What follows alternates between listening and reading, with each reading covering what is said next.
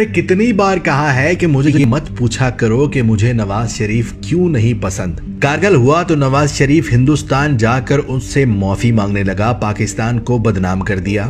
کشمیر کی بات کرنے گیا تو ہندوستان جا کر ہیما مالنی سے ملنے کی خواہش تو کر دی، مگر حریت رہنماؤں سے ملنے سے انکار کر دیا۔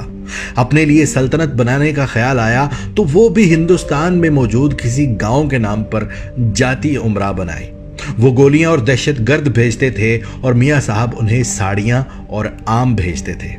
محبت کا یہ عالم تھا کہ تقریر کرنے بیٹھے تو دو قومی نظریے کی ایسی واٹ لگائی کہ سرحدوں، ثقافتوں، زبانوں اور نہاری کو ملاتے ملاتے نعوذ باللہ رب اور بھگوان کو بھی ملا دیا۔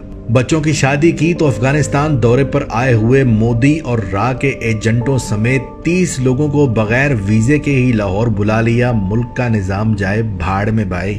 کوئی ہندوستان میں آ کر دہشت گردی کر گیا اور میاں صاحب نے انہیں خوش کرنے کے چکر میں الزام پاکستان پر لگا دیا کہ ہم وہاں دہشت گرد بھیجتے ہیں۔ اپنے دور میں تعینات کیے گئے کشمیر کمیٹی کے ممبران سے درخواست کی کہ خدارا کچھ بھی ہو جائے کشمیر یا کلبھوشن پر بات نہیں کرنی، نوکری آپ کی پکی ہے، کھاتے جاؤ، عیش کرتے جاؤ۔ اتفاق فاؤنڈری سے لے کر جدہ کی سٹیل مل تک ہزاروں لوگوں کو نوکریاں دی، مگر وہ سب کے سب ہندوستانی تھے، جیسے کسی پاکستانی کو تو کام کرنا آتا ہی نہیں۔ فوج نے دھماکے کرنے کا کہا تو ٹال مٹول کرتے رہے، اور جب دباؤ بڑھا تو بولے ٹھیک ہے، ایک شرط پر کروں گا کہ نام میرا ہونا چاہیے تاکہ اس قوم کو بے وقوف بنا سکوں۔ یقین نہیں آتا تو عبد القدیر خان صاحب کے بیانات دیکھ لیں، جس نے ایٹم بم بنایا تھا۔ چین نے سی پیک کا منصوبہ پاکستان کو پیش کیا تو حضرت نے اس پر بھی اپنا ٹھپا لگا کر کہا کہ اس پروجیکٹ میں جتنے موٹر وے بنیں گے ان میں سریا میری فیکٹری کا لگے گا۔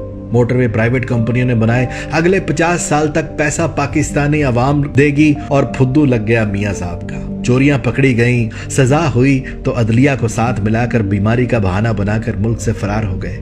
افغانستان کی بات ہوئی تو جس نے پاکستان کو گندی گالیاں دی تھی اس حمداللہ سے لندن میں ملاقاتیں کی، ملک جائے بھاڑ میں۔ امریکہ کو ایبسولوٹلی ناٹ کہا تو موصوف کہنے لگے ہمیں امریکہ سے یوں بات نہیں کرنی چاہیے تھی۔ اور آج جب نیوزی لینڈ کی ٹیم پاکستان پر جھوٹا الزام لگا کر بھاگ گئی ہے تو یہ سب مل کر نیوزی لینڈ کے ساتھ ہو گئے ہیں اور پاکستان کو بدنام کر رہے ہیں۔ اپنی عمر کے 30 سالوں میں یہ سب کچھ دیکھ کر بھی اگر میں ان سیاستدانوں سے خیر کی توقع کروں تو مجھ جیسا بے وقوف کوئی نہیں۔